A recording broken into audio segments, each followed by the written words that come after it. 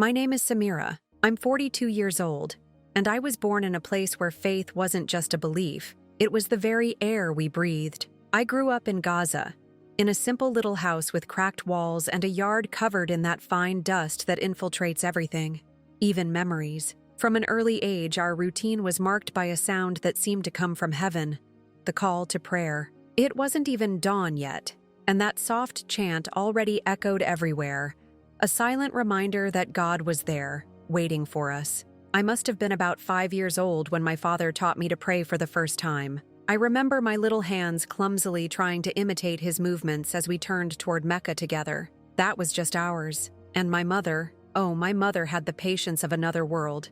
She taught me how to put on the hijab carefully, folding each section with such care. "This way you'll grow closer to Allah, my daughter," she would say, her eyes shining with faith. In our home, Islam wasn't just a religion. It was everything. It was the time, the silence, the gentle voice of the Quran that I tried to memorize. It was the way we behaved, the way we breathed, the way we lived. For a long time, this was my truth, my world, my identity. But life has a way of turning everything upside down. More than 10 years have passed since we left Gaza. My husband, his name was Idris, and our 3 children, along with me, set out in search of a fresh start. The little ones were still children, Malek, Karim, and Yasmin. They didn't quite understand what was happening, but I saw a certainty in Idris's eyes that kept me going. "Enough living in fear," he said. "Explosions, hunger, fear knocking at the door.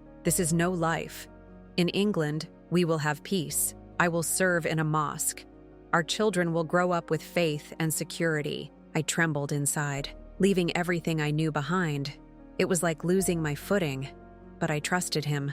Idris had always been a strong, respected man. His voice was deep, commanding. When he spoke of God, it was as if something sacred touched us. And so we went. We arrived in Birmingham with heavy hearts, but full of hope. But on this side, everything was different. The weather, the people, even the sound of the streets. Everything in Birmingham was strange to me. But we clung to our faith like a ship on the high seas. Idris became the Imam of a small mosque in the community. They began calling him Sheikh Idris, and many people admired him, respected his words, and sought his advice. I, on the other hand, started working as a cleaner at a city hospital. It wasn't easy. It was hard, tiring, and most of the time, thankless. I spent hours cleaning endless corridors, collecting trash, scrubbing stains that seemed to never go away. My hands became rough, my body ached every night, but even so, I thanked God for every day of work. Every pound that came in was sacred to me.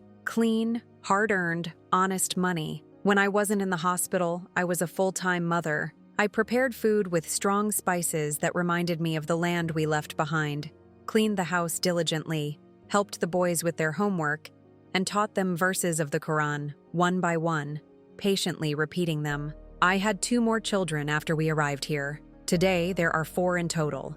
The oldest, Hamza, is 16. Maryam, my daughter, is 14. Then comes Sammy, who is 10, and the youngest, Adam, who just turned 7. They are my heart outside my chest. Hamza was always the more serious one. He inherited his father's eyes, attentive, deep-set, as if he saw more than he let on. Since he was little, he said he wanted to be like Idris. "One day, Mommy, I'll lead a mosque, just like Daddy." He spent hours reciting the Quran with impressive firmness, even though he still had a boyish voice. I smiled, caressed his face, and felt proud, but also a little afraid. It was so much responsibility for such a young boy. Maryam was different. Ever since she could speak, she wanted to know the meaning of everything. She read endlessly, history books, science books, even philosophy books. When she found them hidden in the school library, her eyes had a special sparkle. But sometimes, she seemed lonely. She wanted to fit in, to make friends. But we lived by very strict rules. "Avoid mixing too much with those who don't share your faith," Idris would say. "They can lead you astray." And she suffered in silence, trying to balance 2 worlds that didn't fit together. Sammy, my 3rd child, was the shyest. At 10, he still held my hand on the street as if the world outside were too big for him to face alone. He observed everything silently, as if he were drawing each scene with his eyes. He loved to draw, but Idris always said it was haram to draw people.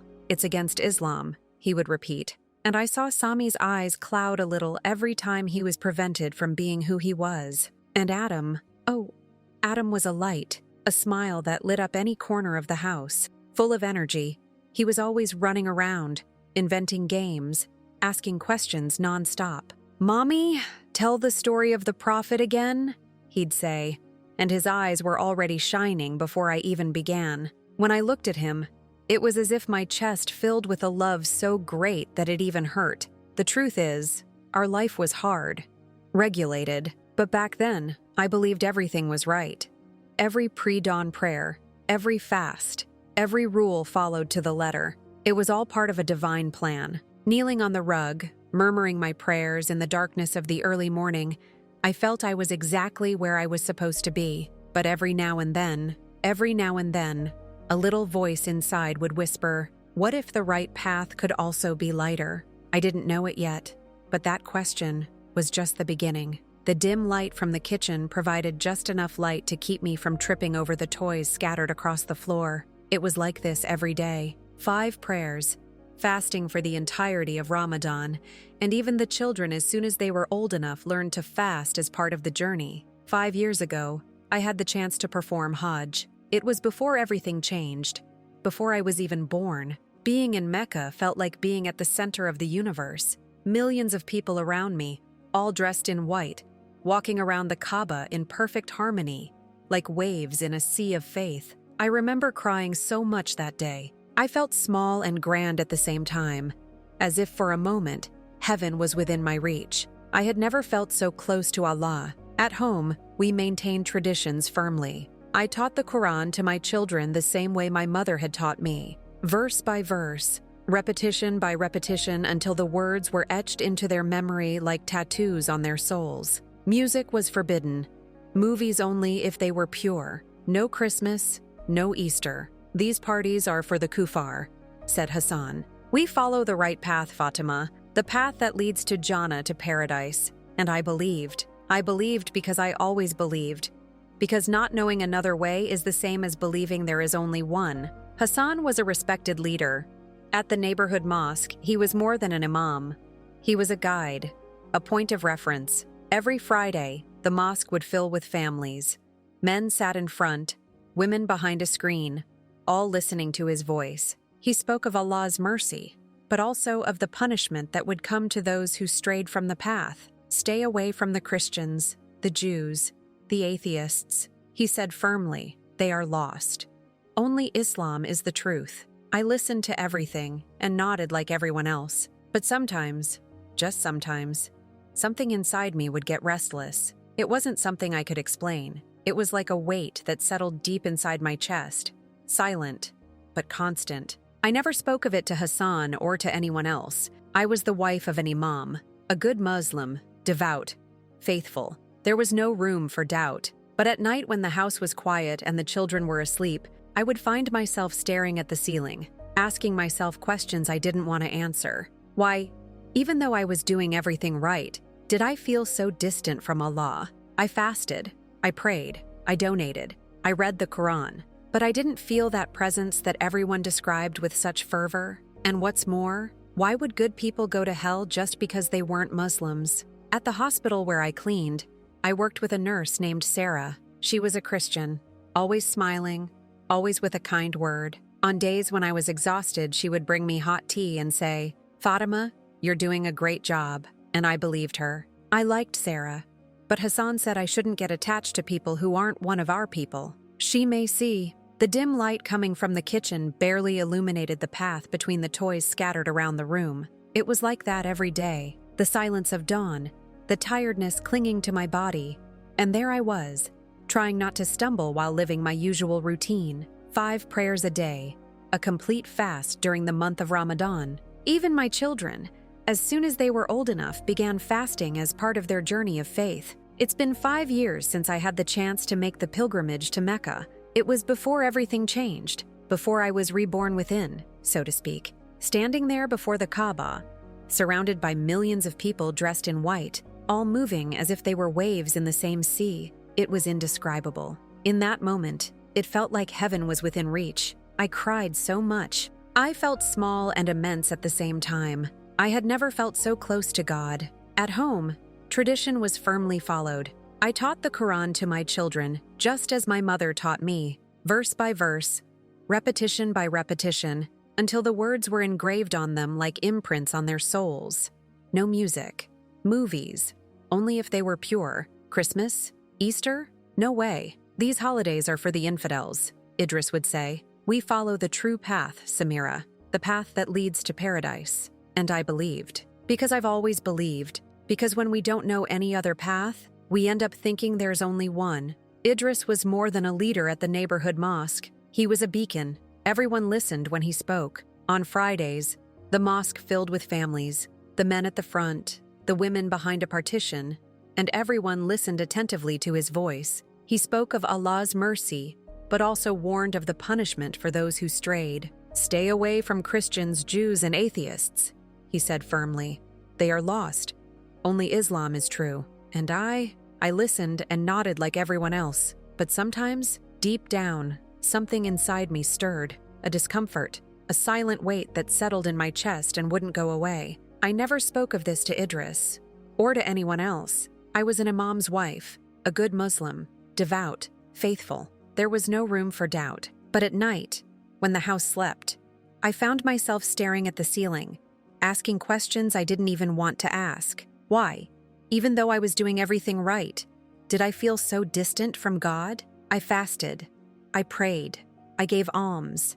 I read the Quran. And yet, that divine presence everyone described so passionately, I didn't feel it. And what's more, why would good people go to hell just because they weren't Muslim?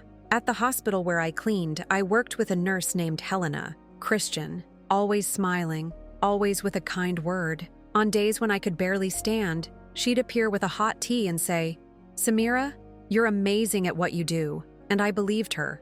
I liked her. But Idris told me not to get attached to anyone who wasn't one of our people. She may seem nice, but she doesn't share our faith. That's dangerous, he said. I tried to pull away, but doubt nagged at me. How could someone like Helena, so kind, so sincere, be doomed? It didn't make sense. One afternoon, Miriam came home from school with a thoughtful look on her face. I was in the kitchen, chopping onions with the skillet already heating on the stove, when she slowly entered, looking as if she were carrying an important question. Idris always said that people who don't share our faith might seem good, but they're a risk. It's dangerous, Samira. You need to stay away. And for a while, I tried, but that thought began to eat away at me. How could someone like Helena, kind, sincere, so full of light, be doomed? It didn't add up. Something inside me began to tell me something was wrong. One day, Miriam came home from school with a look of unease in her eyes. I was in the kitchen, chopping onions for dinner, the pan already hot on the stove. She sat down slowly at the table, propped up her elbows, and looked at me with those eyes that seemed to search for some hidden truth deep within my own. "Mommy," she said softly, "my friend Emma is Christian. She's so nice. Today, when my pencil broke, she gave me hers without even thinking. Daddy said Christians go to hell. Is it true? Is Emma going to hell?" At that moment, time stopped. The knife's cut stopped in midair, my breath catching. I looked at my daughter, so small, yet already so full of doubt and sparkle in her eyes. She stared at me, waiting for an answer, and I wanted so badly to say something beautiful, something that made sense. But all I could say was what I'd always been taught. If she doesn't accept Islam, yes, daughter. My voice came out dry, hard, mechanical, and in that moment, I hated myself for it. Miriam lowered her eyes, fidgeting with her fingers, twisting the corner of her hijab as if seeking shelter in silence. "But she's so good, Mommy," she whispered. I continued chopping the onion, and my eyes began to burn. I wanted to believe it was just the onion, but it wasn't. It was something else. It was my heart crying out for help. It was the pain of realizing that perhaps none of this made sense anymore. I changed the subject without even thinking. "Go help Sammy with his homework, daughter." She left slowly, but her question lingered. It floated in the room like a ghost, and I did what I always did. I buried it deep. I immersed myself in my tasks, my children, my routine. Because I was Samira al-Zahra, wife of an Imam, mother of 4, devout Muslim, I couldn't doubt. I couldn't waver, but the seed was already planted. The routine remained unchanged. Praying at the appointed times, cleaning the cold hospital corridors, coming home and preparing dinner with aching hands, praying with my children, listening to their small voices blend with mine. Idris, standing firm at the head of the mosque, guiding everyone with silent authority. And I, always by his side, playing the perfect wife, the invisible support. Women would come to me, their eyes filled with doubt, and I would smile, speak soft words. "You are a rock, Samira," they would say. "You and Sheikh Idris are a blessing." I would thank them. I would smile. But inside, something began to crack. It was a small, almost imperceptible fissure, but it was real. And I had no idea it was about to burst open, taking with it everything I thought I knew about myself and the world. It was a rainy night.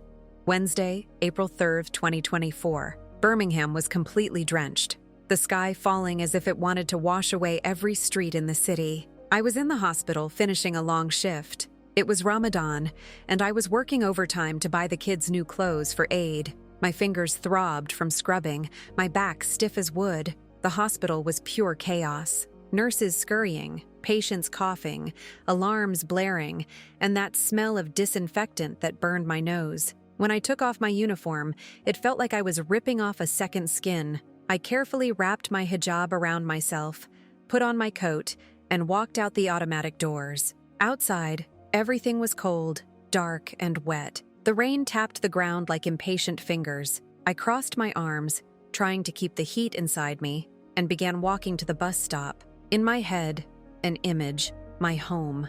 Adam's smile when he saw the dates on the table. Miriam helping me set the plates. The smell of cinnamon rice filling the kitchen. I needed to be home for iftar. It was our moment. The only time we could sit together without rushing. All it took was crossing that street to be with them. Just cross that street. The light was red for cars. So I started crossing quickly, my head down because of the rain. I was only a few steps away from reaching the sidewalk on the other side when I heard it. The sound, a tire sliding on the wet asphalt, the metallic screech of brakes. I turned my head away. 2 headlights shone straight into my eyes like knives. There was no time. The car came like a bolt of lightning through time. Everything stopped. My body tried to react, but it was as if my feet were rooted to the spot. I screamed, "Allah, help me!" But it was too late. The impact was sharp, cruel. Then, only darkness. At first, it didn't hurt. It was like I was floating, light as a feather, carried by the wind. I opened my eyes, and for a strange moment, I saw everything from above, my body on the ground, thrown like a broken doll. The hijab was loose. The coat was soaked. The blood was spreading like paint across the asphalt. Voices began to emerge. Screams, orders. Paramedics bent down, pressing on my chest. "She's not breathing," someone shouted. I saw the ambulance lights reflecting off the puddles. A man in a yellow vest was talking to the police. The driver was drunk. He didn't even try to brake. I wanted to scream, "I'm here, up here," but no one heard me. No one even looked up. And that's when peace came. For the first time in a long time, there was no pain, no fear, no rush, just a strange silence. A silence that seemed out of this world. I thought about the children. Hamza, Miriam, Sammy, Adam. Who would prepare iftar for them? Who would hold them when they had nightmares? Who would guide them? I thought of Idris, firm, convinced. But would he crumble inside? Or would he continue as he always had, maintaining his posture in front of the community and stifling the pain in his chest in the name of faith? But the silence did not last. Something in the air changed. It grew cold, but not a skin-chilling chill. It was a soul-chilling chill, a chill running through my gut. The sounds returned, but they weren't familiar voices.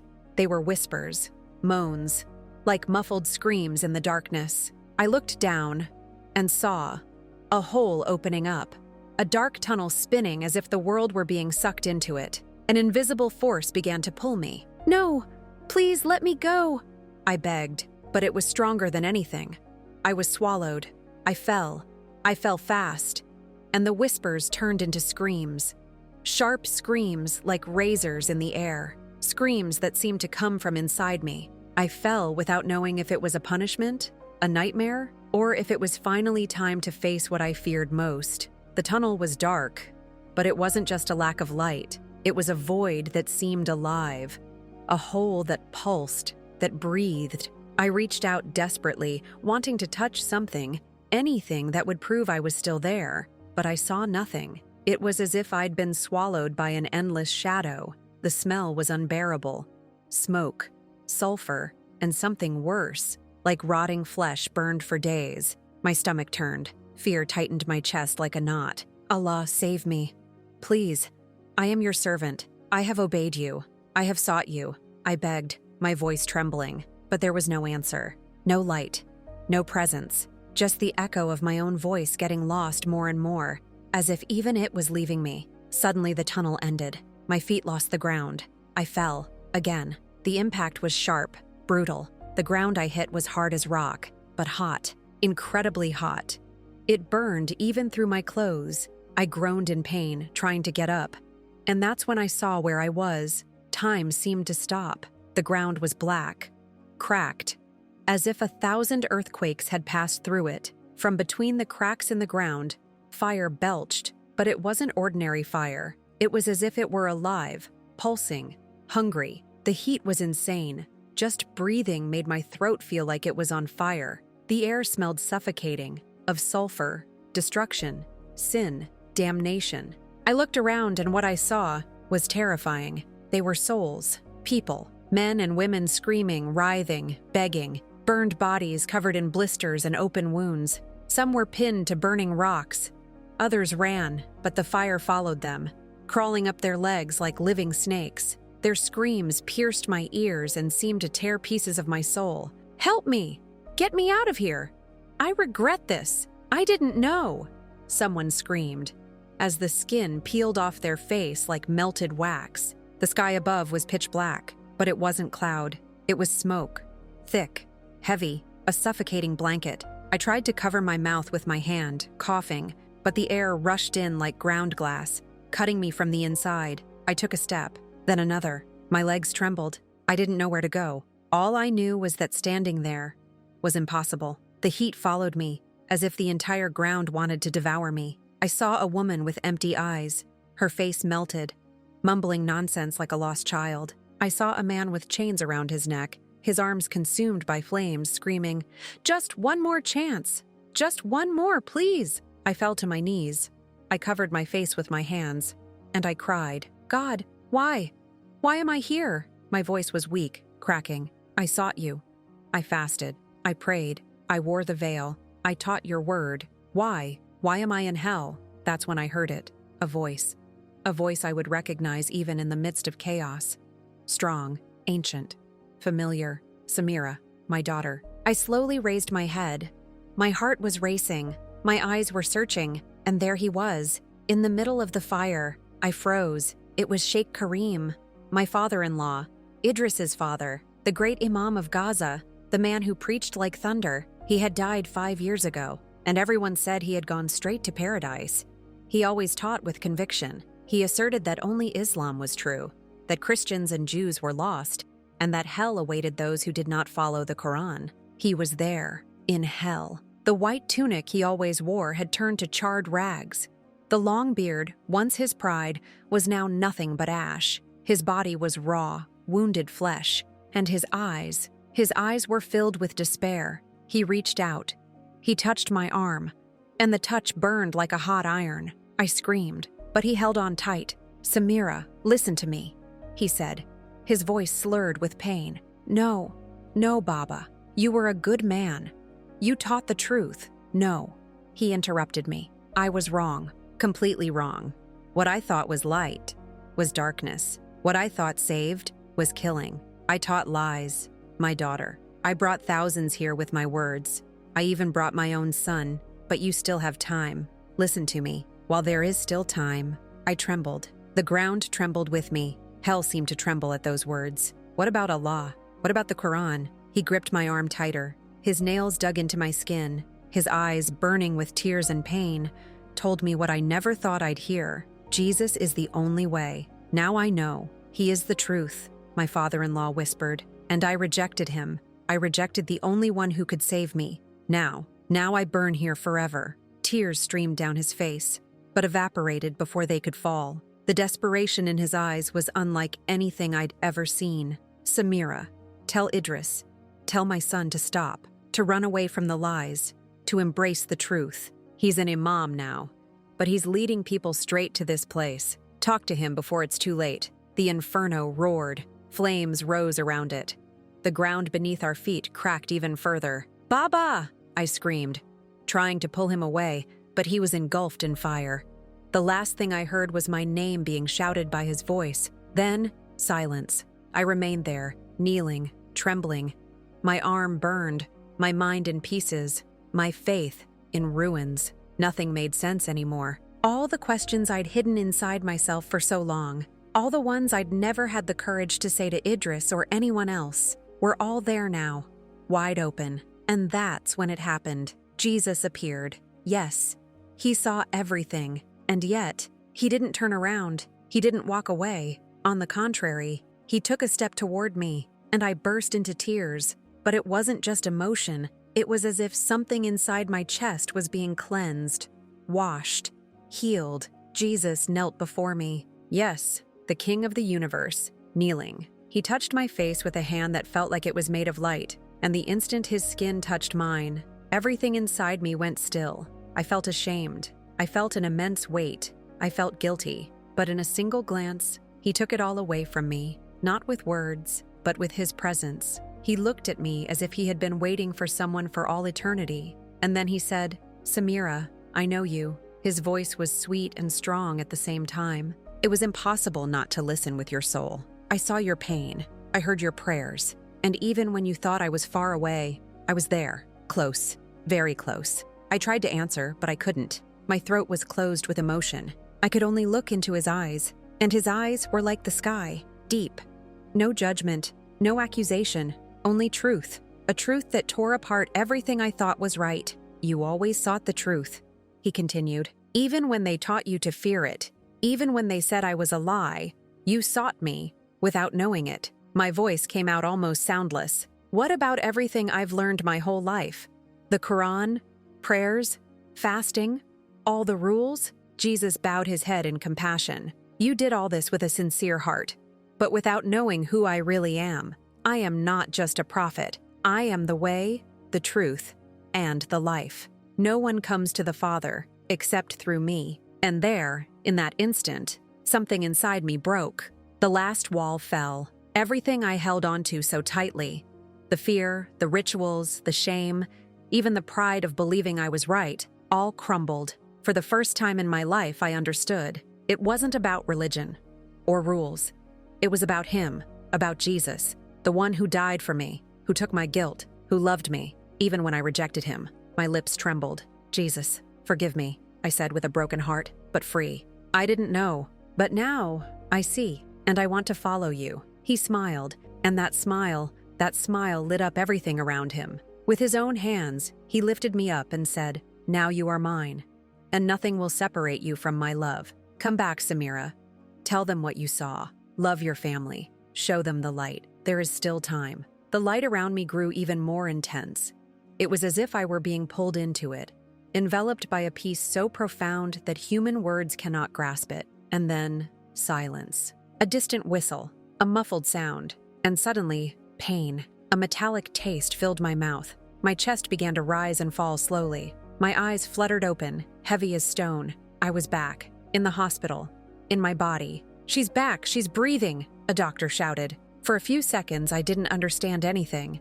White lights on the ceiling, the sound of rain pounding outside, a nurse running, but my heart knew I had died. And now, I was reborn, not just in flesh, in soul. Jesus gave me a second chance. Everything was going to change. Waking up was like emerging from the water after being submerged for too long. The world seemed distant, muffled, as if I were somewhere between two places. The hospital lights were too bright. My chest ached. My head felt heavy, but I was alive. Jesus brought me back. A nurse was squeezing my hand. There were tears in her eyes. "Samira, You were lifeless for a few minutes, but you came back. It was a miracle. Miracle? Yes, I knew it. Deep down, I knew exactly what had happened. I was hospitalized for 3 days. The doctor said I hit my head, fractured 2 ribs, and barely survived. The children came to see me with frightened looks. Miriam cried non-stop. Little Adam wouldn't let go of my hand for anything. And Idris, well, he came. But he barely looked me in the eye. He just said, "Praise be to Allah." Every time he entered the room, I just returned it with a silent smile, because something inside me was no longer the same. On the evening of the 3rd day, I asked for paper and a pen. My hand was still shaking, but I wrote, "Jesus saved me." I folded the paper and hid it. I still didn't have the courage to say it out loud. Not there. Not at that moment. But I needed to write it down. I needed to record it. When I was discharged, we returned home. Idris helped me to my room. The silence between us was awkward, a bit heavy. He was affectionate, but I could tell he was suspicious. The house was the same. Prayer rugs in the living room, the Quran prominently displayed on the bookshelf, rules everywhere. But I no longer fit in. The first night home, I woke up before dawn, the time for Fajr prayer. I got up as I did every day and sat on the carpet. But for the first time, I didn't turn to Mecca.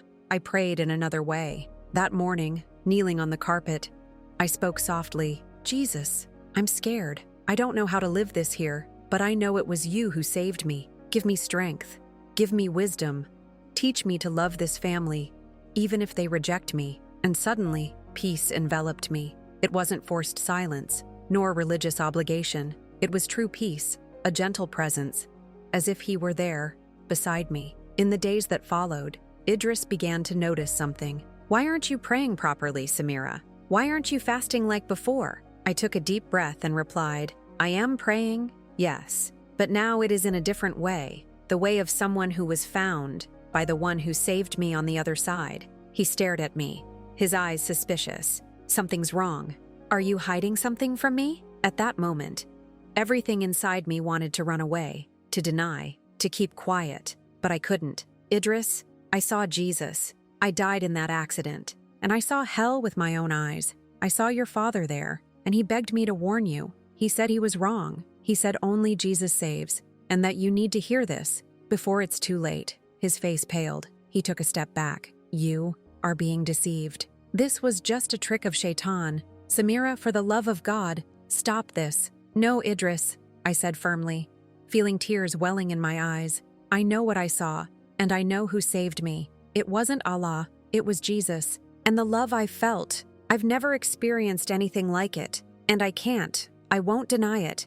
Not for you, not for anyone." He screamed. He threw the prayer rug to the floor. "You're dishonoring this house. You're going to end up in hell for real." I looked at him calmly and whispered, "I've been there, and that's why I'm trying to stop you from going too." He stormed out of the room, slamming the door. The children woke with a start. Miriam came running to me, her eyes wide. "Mom, what's going on?" I looked at my little girl.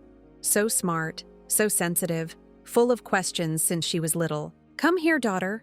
Sit here with me. I need to tell you a story, one that began the day I died and brought me back to life." As she settled into my lap, I began to share what I'd seen, and even though my voice was shaky, I recounted every detail. Jesus looked inside me. He saw the good things, like when I fed the needy, but he also saw my mistakes, the times I judged others just because they didn't follow Islam, and yet he didn't push me away. In his eyes there was no condemnation, no contempt. There was a love so deep, it tightened my chest, but in a good way, in a way that made me want to cry. I tried to speak, but my voice wouldn't come out. I could only whisper, I don't understand. I'm Muslim. I've always followed Allah. Why am I here? Why have I seen hell?" He did not speak with audible words, but his voice echoed within me with a clarity I will never forget. "Samira, I am the truth. I am the way. I love you. I have always loved you." His words wrapped around me like a warm blanket. I began to cry with everything I had inside me. He came closer. He touched my head with a tenderness only a father can have, and in that touch, it felt like everything I thought I knew crumbled away with ease. And then he showed me, not with words, but with clear, vivid images. like a real dream that I could feel throughout my body. The first scene he revealed to me was the crucifixion. I saw Jesus on the cross, nails driven into his hands and feet, blood streaming down his face. I felt his pain, not just in his body, but the deepest pain, the one that comes from his soul. He carried a weight no human eye could see, but which I felt there, deep within my chest. It was the weight of the sins of the entire world, mine, his, all of ours. And then I heard, with my soul, "Father, forgive them." At that moment I knew he was talking about me, about all of us. I fell to my knees, overcome with tears so deep I could barely breathe,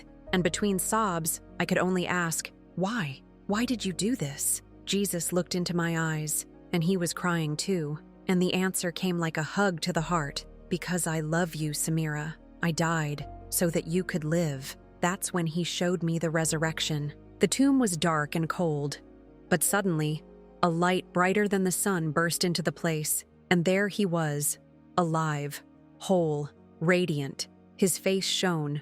His presence was filled with power, but also with joy. A joy that touched the soul, like a song we've never heard, but always dreamed of hearing. Death had been conquered. Sin had been defeated. Jesus had conquered everything. That's when it hit me. He wasn't just a prophet, as I'd been taught my whole life. He was God, the Savior, the one who loves in a way no one else can.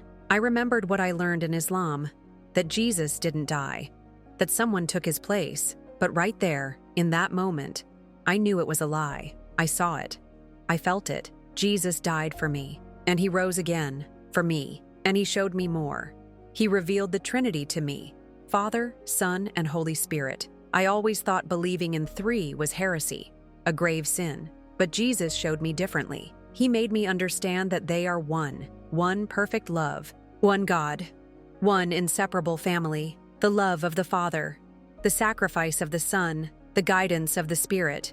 And there, on my knees, I felt so small, but at the same time, so loved like never before. Not even in Mecca, during the Hajj, had I felt something so profound. Then Jesus showed me the truth about Islam. He took me to a cave. There I saw the Prophet Muhammad receiving the Quran, but it wasn't from an angel, as I'd been taught. It was a dark spirit, disguised as light, whispering deception. I saw how that spirit used fear and rigid rules to imprison hearts and distance souls from the true God. I saw the 5 pillars I had always followed: prayer, fasting, pilgrimage, charity, faith, all that had guided me for so long. But now, they seemed like empty boxes. Jesus made me see. He took me to Mecca. I saw the Kaaba, that place I had circled so many times with such devotion. But this time, there was darkness all around. A dense, oppressive shadow. I could barely breathe. His voice sounded within my heart. "That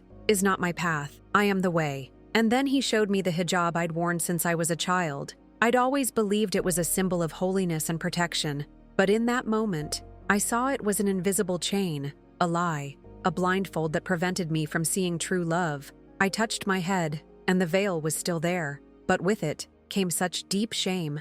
My whole life I thought I was doing the right thing, and deep down, I was so far from the truth. And then, again, I saw those souls in hell, crying, whispering. We didn't know. My heart sank once again, and all I could remember was my father-in-law, Sheikh Karim, burning in the flames, begging me, "Salve, O Idris." The tears flowed uncontrollably. It was then that Jesus showed me the faces of my children, Hamza, Maryam, Sami, and little Adam. He showed me 2 possible paths for each of them. In the first, they remained in Islam, following exactly what I had always taught. I saw Hamza become an Imam, rigid, distant, an empty heart, surrounded by rules, but lifeless inside. Maryam, with that dull glow, married to a man who prevented her from even thinking for herself. She no longer read. She didn't question. Her gaze was gray, as if the world had forgotten its existence around her. And then, I saw Sammy and Adam, growing up afraid, trying to be good enough for God, but never truly feeling loved, always thinking they were doing wrong, always thinking they would be punished, until the day they died, and I saw them in hell. "Mommy, why didn't you tell us?" they cried. My heart broke. I cried out in despair. "No, Lord, not my children. Please, no." But then, Jesus showed me another possibility. On this second path, my children found him. I saw Hamza, his face serene, at peace, free. No masks, no guilt, only love. I saw Miriam smiling with her eyes again, reading the Bible as if it were the first time she'd seen the truth. And I saw Sammy and Adam laughing, joking, praying with joy, surrounded by a soft, welcoming light. Their happiness felt like mine too. Jesus looked at me with a tenderness that disarmed me. "Samira," he said, "I love your children. I love all Muslims. They are my children too, and I want them to know my love. I want them to find me." I cried, shaking my head, my face wet with emotion. "How?" I asked. "I taught Islam. Idris is an Imam.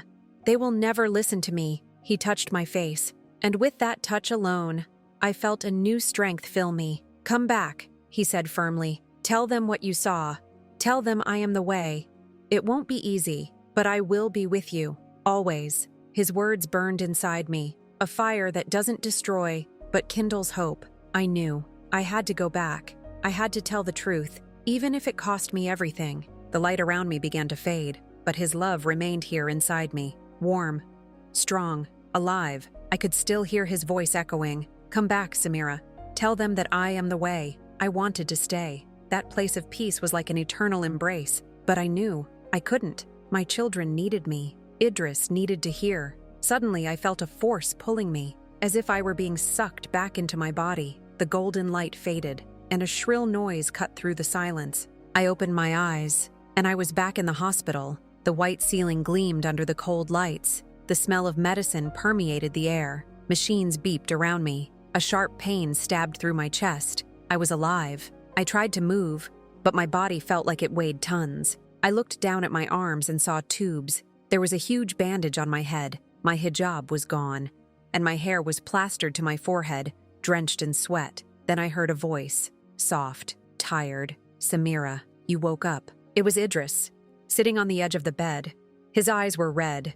His face was drawn, and right behind him, my children, Hamza, Miriam, Sammy, Adam. They stood still, their faces pale, frightened. Little Adam ran to me and grabbed my hand tightly. "Mommy, are you okay?" he asked, his voice trembling. Sammy couldn't take it anymore. He hugged me, crying, wetting my arm with his tears. Miriam stood there, speechless. Her eyes were huge, filled with doubt. And Hamza just stared at me, his brow furrowed, as if trying to understand something that was far beyond him. I tried to speak, but my throat was dry, as if it had sand in it. I swallowed hard, and almost without realizing it, I whispered, "Jesus, Jesus." The entire room fell silent, a heavy silence, as if even the air had stopped. Idris, who was standing next to me, froze, his eyes fixed on me, confused, tense, as if I wasn't sure if I'd heard correctly. "What did you say?" His voice was low, restrained, trying to hold back something bigger inside. My heart raced, but I knew I couldn't hide it anymore. "Idris," I began, trying to keep my voice steady. "I died, and I went to hell. I saw your father, Sheikh Kareem. He was burning in that place, and he begged me to warn you. He said Islam is a lie, that you need to turn to Jesus before it's too late." Idris stood there, his mouth open. His gaze was blank. He didn't react. "Then I saw Jesus," I continued.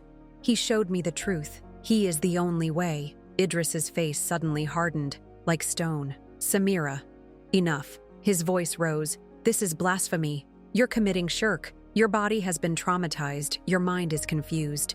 This is an illusion. Shaitan's lie." I shook my head, feeling the tears stream down my face. "No, Idris. It was real. I saw it. I felt it. Jesus loves us. He died for us. Islam is wrong. I saw it with my own eyes." Hamza stepped forward, furious. His face was red with indignation. "Mommy, how can you say that? Dad is an imam. We are Muslims. Are you saying that everything we believe is a lie?" Miriam looked at me silently, her eyes full of questions she didn't yet know how to ask. Sammy and Adam began to cry, confused. They clutched my hands tightly, as if seeking shelter. Idris stood up, his hands shaking with anger. "Enough!" he shouted, his voice echoing off the walls. "You will not repeat these blasphemies in front of our children. He turned to the nurse who was watching the scene, frightened. "Call the doctor," he ordered. "My wife is not well. She's talking crazy." The doctor arrived within minutes. A gentleman with glasses, a serene but serious look. He took my file and said cautiously, "Ms. Samira, you were clinically dead for almost 20 minutes. It's a miracle you're alive, and without after effects. But in cases like this, it's common for the brain to create false memories. It's a protective mechanism." I nodded, firmly. It wasn't hallucinations. It wasn't my mind. It was real. I was there. I saw it, but nobody believed it. The following days were a whirlwind. My body was slowly recovering, but my soul carried an immense weight, an invisible burden, because I knew what I had seen. I knew what I had felt, and no one wanted to hear it. Idris started bringing imams from the mosque to pray for me, serious men with hard faces. They sat around my bed and recited the Quran as if they could break something invisible inside me. One of them, older, with a long white beard, looked at me with a mixture of pity and authority. He took a deep breath and said, "Sister Samira, you've been through a terrible experience, but you need to get back on the right path. What you saw was a mistake. It was Shaitan trying to lead you astray." I looked into his eyes. My eyes were already wet again, and I answered with my heart, "It wasn't Shaitan. It was Jesus. I know what I saw." That was all I could say. The Imam shook his head silently, disappointed, and Idris looked at me as if I were no longer his wife, as if I were a stranger sitting there in his bed. When I finally got home, everything got worse. What I had said spread like wildfire through the community, and with it came the dirty looks, the closed doors, the faded smiles. At the mosque, women began to avoid me. They whispered behind my back as if I'd committed the worst of crimes. Men whispered as they passed me. I heard them, even when they pretended it wasn't me. Samira lost her way. She became an apostate. I felt the weight of their stares, stares that pierced me, daring me not to look them in the eye. One day I went to the bakery, just to buy bread. A man I'd known for years spat on the floor right in front of me. "Kafir," he growled, as if I were filthy, as if my worth had been stripped away with a single word. In that moment, I felt small, out of place, as if I no longer belonged in my own life. Inside the house, Idris grew further and further away. The silence between us was as hard as stone. He barely spoke to me. He slept on the couch, his face cold and distant, as if I had died and he was just living with what was left. Until one night, he looked at me and said with a coldness that cut my soul, "I don't recognize you anymore, Samira. You've become a source of shame. You're bringing shame to our family. You need to stop this. The children were lost in the midst of this chaos." Hamza, at 16, suffered more than the others. He is so much like his father, firm, convinced of Islam. "Mommy, you're wrong," he told me once, his voice hard, with almost no room for doubt. "Daddy says you're sick. I'll pray for you, but you need to return to Allah." Maryam was different, more sensitive, more silent. One night while Idris was at the mosque, she entered the room slowly. "Mommy," he whispered, "is it true? Did you really see Jesus?" My heart skipped a beat. I nodded, my voice trembling. "Yes, daughter, I saw. He is real. He loves us. He showed me the truth." She looked at me with eyes full of uncertainty. "I don't know what to think. Dad says this is wrong, but when you talk, I feel something inside." I hugged her tightly. My tears wet her hair. "Now, Maryam," I said, "ask God to show you. He will answer you." Sammy and Adam were too young to understand everything, but they felt it. They felt the tension in the air, and they asked me with frightened eyes, "Mommy, why is Daddy mad? Why are people mean to you?" I had no answer. One night, while I was preparing dinner, I heard a loud noise coming from the window. I ran there. There were shards of glass on the floor, and a rock in the middle. Tied to it was a note written in red ink. "Apostate, leave or die." My body trembled. I fell to the ground, my hands freezing, my breath catching. Idris walked into the kitchen, picked up the note, and his face paled. For a moment, I thought he was going to take me in, protect me, but instead, he was cruel. "This is your fault, Samira. You brought this into our home. Stop talking about Jesus, or you'll end up hurting us all." I looked at him with a broken heart. "Idris, I can't stop. It's true. Your father begged me to save you. Jesus told me to tell you. How can I lie after what I saw?" He slammed his hand down on the table. His voice echoed through the house. Enough. I won't let you destroy our family. If you continue, I'll take the children from you. You'll lose everything. That night, I lay in bed with my face buried in the pillow, wet with tears, and in a weak voice, almost a whisper, I prayed, Lord Jesus, help me. Lord, I'm trying to do what you asked me to do, but it's so difficult. That was my prayer on one of the most silent and painful nights of my life. Idris doesn't listen to me. My community hates me. I'm losing everything. But I can't deny you. Give me strength, Jesus. Please help me. And in that moment, I felt a gentle warmth in my chest, like an invisible embrace, as if Jesus were there, holding me, and I knew that I couldn't give up. I had to keep going, for my children, for Idris, for all the Muslims who still didn't know the truth. But the pain was real, and so was the fear. I felt alone, exhausted, scared of what Idris might do. I couldn't live in Birmingham anymore. My heart was broken, but there was no other way out. His threats, his cold words, echoed in my mind. I'm going to take the children away from you. You'll never see them again. Every day he became more distant, harder, his eyes filled with rage. He wouldn't touch me anymore. He only spoke to me to give orders. And outside, the world pushed me further into solitude. The hostility grew, the whispers, the stares, the silent hate notes. Last week, they wrote apostate in red paint right on our front door. I trembled with fear, not just for myself, but for my children. Every night, kneeling in the dark, I cried out, Jesus, show me what to do. I can't lose my faith, but I can't lose my children either. One night, while I was washing the dishes, I heard Idris on the phone in the living room. His voice was low, steady, but cold. She's bringing shame to her family, he said. I've already spoken to a center in Saudi Arabia. They're going to take her there. Re-education. They're going to fix this madness. They're going to make her a real Muslim again. My blood ran cold. I knew what that meant. I knew what happened in these places. Centers where women were locked away, forced to pray, punished for any sign of rebellion. Women who returned broken, without a sparkle in their eyes. No, I couldn't let them do that to me. I couldn't let them take Jesus away from me. And more than that, I couldn't allow my children to grow up believing a lie, thinking that Islam was the only truth, because I saw it. I saw hell. I saw Jesus. And I understood that I needed to get out of there. But making that decision was the hardest of my life. Because leaving meant leaving Hamza and Maryam behind. They were already grown up. Hamza was 16. Maryam was 14. It was impossible to escape with them without Idris noticing. And Hamza, he was loyal to his father with all his heart. Maryam wanted to believe me. I knew, but she was still afraid. I could only take the two youngest, Sammy and Adam, one 10, the other 7, small enough to follow me quietly. I cried every night thinking about leaving my two oldest children behind, but I had to save the ones I still could and trust that Jesus would take care of the others. That one day, he would open their eyes too. It was on the internet that I found a spark of hope. I joined a secret group of former Muslims who had converted to Christ, people who knew exactly what I was feeling. They sent me messages full of faith and courage. A woman named Sarah wrote, Samira, we will help you.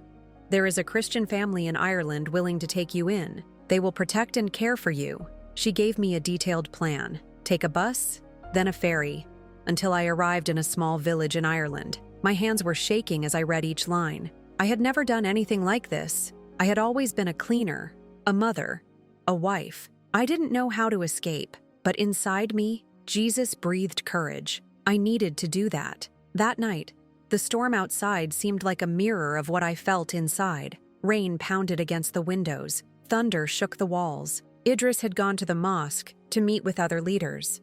The children were already asleep. That rainy night, as thunder shook the walls of the house, I made the hardest decision of my life. I packed a few clothes, some food, and a photo of my 4 children smiling at the park last year into a small backpack. It was all I could carry. First, I went to Hamza's room. He was fast asleep, the Quran open on his chest. I approached slowly, my heart breaking. I kissed his forehead tenderly and whispered, tears streaming down my face, "Forgive me, my son.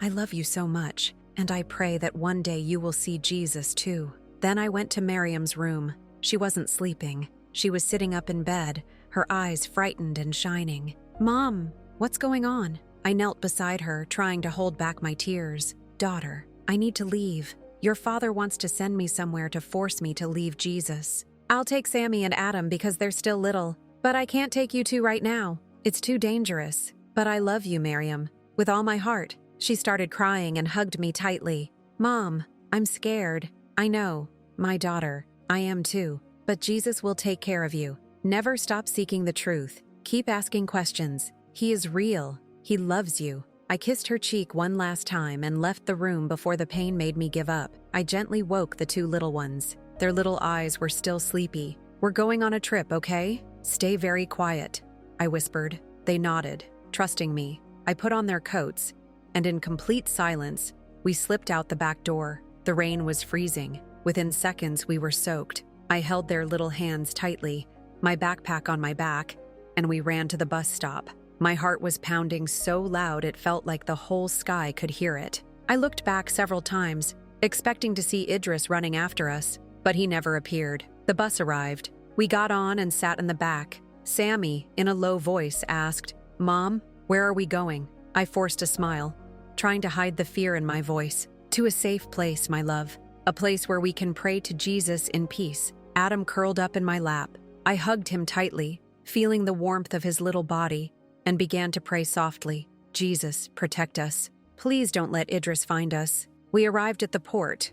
The wind was biting my face. The sea was rough, the sky still dark. With the few coins I had, I bought the ferry tickets. My hands were shaking so badly I almost dropped the money on the counter. We boarded the ferry. I found a hidden spot and sat with the boys. The rocking made me seasick, but it wasn't just the motion of the waves. It was fear. The dread that he would find out, that he would invade the boat, that he would snatch me away. But Idris never showed up. The sun rose as we crossed the sea. By the time the ferry docked, we were already in Ireland. The sky was still gray, but the rain had stopped. At the port, a man was waiting for us with a welcoming smile. "Samira?" he said, his voice calm. "You're safe now. Come with me." His name was Miguel. He was part of the Christian family Sarah introduced me to. Miguel took us to a small village surrounded by seemingly endless green hills, the colorful little houses, the calm air, a little church in the center. It seemed like another world. His wife, Anna, welcomed me with a hug I'll never forget. Their children soon began playing with Sammy and Adam, and for the first time in a long time, I could truly breathe. They gave us a simple but peaceful little room, a bed just for me and my children. I started working as a cleaner at a local school. It wasn't much, but it was honest. It was dignified. It was freedom. The work was hard, but people's hearts were light. No one looked at me suspiciously. No one condemned me for my past. One day, I entered the small village church. Wooden pews, plain walls, an illuminated cross in the background. I sat in silence. At that moment, something inside me changed. I took off my hijab. My hands were shaking. My hair fell down my shoulders. I felt exposed, yet free. It was as if tons had been lifted from my shoulders. For the first time, I prayed out loud, without fear, without a hidden whisper. "Thank you, Lord. Thank you for saving me." My voice came out firm and true. I started teaching the little ones, Sammy and Adam, about Jesus. At first, they were confused. "Mommy, what about Allah?" asked the youngest, with those big eyes that seemed to see into the soul. I smiled fondly and said, "Allah was what we knew before, but Jesus is the truth. He loves us. He is here." They began to pray with me. Sweet little voices said, "Jesus, we love you." Sammy drew Jesus with a smile on his face. Adam asked for stories of him every night, with a sparkle in his eyes that made me cry with emotion. I felt peace, a peace I had never felt before, but my heart still ached for Miriam and Hamza, the two who had stayed behind. I didn't know if I would ever see them again. I prayed every day, pleading, "Jesus, show them your love. May they find your light." Even far from me, the months went by, and for the first time, I began to feel like I could live again. But one day, something unexpected happened. A letter arrived. It was Miriam's, hidden and delivered by a friend who knew where I was. My hands trembled as I opened it. My heart felt like it was going to burst out of my chest. Her handwriting was small, careful, as if she was afraid of being caught. "Mom, I can't stop thinking about what you told me. I found a Bible at school and I've been reading it in secret. I feel something I've never felt before. I think I believe in Jesus, but I'm scared. Dad found out I've been asking questions. He was furious. He said he's going to send me to Gaza, that I'll marry a strict man there, someone who will fix me. But I don't want to go, Mom. I want to be with you. Help me. I love you. I froze. I read it again and again. Tears fell straight onto the paper. She was seeking Jesus, but she was also in danger. Idris wanted to send her away, far away, to be molded again, forced to deny everything she had begun to discover. It broke my heart. I fell to my knees right there, holding that letter for dear life. Jesus, save my daughter. Don't let them tear her away from you. I knew it. I had to do something. I couldn't lose her. I couldn't let her be silenced. That night, sitting in my simple room in the Irish village, with the window framing a star-filled sky, I made a decision. As a candle danced on the table and my boys slept peacefully, I held Miriam's letter in hands already worn from rereading it so often. Her phrase echoed within me. I think I believe in Jesus, but I'm scared. That gave me hope, but also urgency. It was time to tell my story, to the world, to anyone who was willing to listen. Maybe, just maybe, I could help other Marias out there, other women caught between fear and faith. I borrowed a camera from Anna, the kind woman who took me in. My hands were shaking, but something greater was sustaining me. I pressed record. I looked straight into the lens, as if I were looking into the eyes of every person who has ever felt lost, and I began. My name is Samira al-Rahman. I was a good Muslim. I grew up in Gaza, where Islam was everything. I prayed 5 times a day. I fasted every Ramadan. I went on the holy pilgrimage. I wore my hijab with pride. I thought it made me pure, holy. My husband was an imam at a mosque in Birmingham. A leader. We raised our 4 children in the strictest tradition. Hamza, Maryam, Sami, Adam. I thought I was on the right path, the path to paradise, but I was wrong.